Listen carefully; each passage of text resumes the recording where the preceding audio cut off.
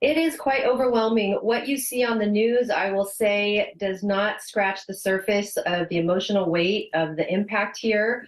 I've been fortunate enough to go to the West Side almost daily since the incident has happened. We've been bringing convoys of supplies and bringing people in that need to reach people on the West Side, and it is quite overwhelming. The magnitude is almost unimaginable. So you're involved in the rescue and relief effort now. So what we're doing is I am just my own person, and I have a strong network of real estate clients and friends and vendors, and we have all banded together. What you see over here are larger scale organizations such as the Red Cross, FEMA, MEMA that are doing their part, but there are a lot of grassroots people like us in the community that are just going out and handpicking ways that we can help. Costco runs, deliveries. We have massive amount of thousands of private donors that are simply bringing cash in that allows us to work directly with families and individuals. And the amount of people that not only lost their homes, but also their jobs, they really need every ounce that we can help them. Well done you for the help that you've given them so far. I mean, it must be hard to know where to begin. There's such a huge amount to do. It is very hard to begin, and especially when you're a small situation like us. In fact, our group have decided to start a nonprofit organization. We're working with Legal Tomorrow because the volume of donations and private donors, we have everything from people that have donated $20 to a benefactor that is spending over $2 million to purchase homes, to donate to people.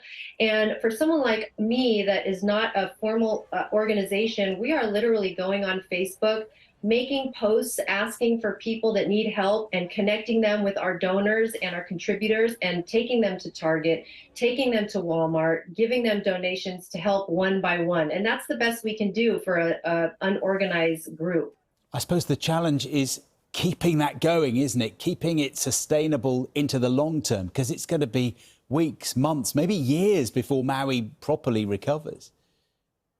Really, we think it's going to be years. It's going to be months and months before we can even get to starting to think about rebuilding infrastructure. The amount of debris that needs to be taken out of there, the amount of supplies that need to happen to get there is quite vast. We're constantly on the phone. Everyone is reaching deep into their networks for things like, for example, today we had somebody in Haiku. They're offering 20 acres of their land, and we have an organization that is going to build platforms for several temporary shelters.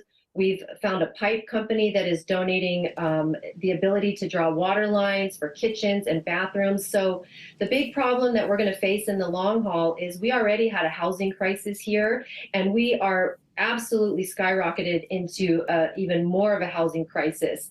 Much of this demographic, or some of this demographic, are hand to mouth. They live paycheck to paycheck. So while you do have some people that lost everything, they are able to go to the store and buy supplies. There is a massive amount of people that not only did they lose everything, they cannot go to Walmart and buy $500 worth of supplies. So they are completely dependent on people like us and you guys, people that contribute to help them get back on their feet. And Kim, while the rescue and the relief operation goes on, questions for the authorities about the fact that warnings didn't seem to go off for a lot of people. You didn't get alerts about what was about to happen. In your own experience, what happened to you and the people you've spoken to? Were you informed? Did you get a warning?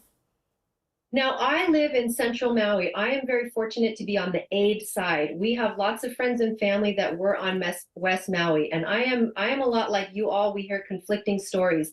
I have spoken to many people that were on the West Side, that I have a cleaner that works with one of my teams that literally ran from Lahaina, through the fire, all the way to Kihei to get to his children.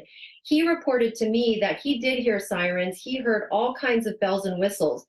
What you have to realize is the winds were over 70 miles an hour. There were explosions, there were fires, there was debris flying everywhere, there was mass confusion. So while some people are reporting, and they could be correct, that they did not hear some sirens or some emergency alerts, there are a lot of people that do say that they did hear it. It was just so much chaos, it didn't even register that that's what was happening because it happened so fast. OK, look, Kim McLaughlin, thank you so much for explaining that. We wish you well with the work you're doing. Thank you for joining us on the BBC this morning. Thank you so much.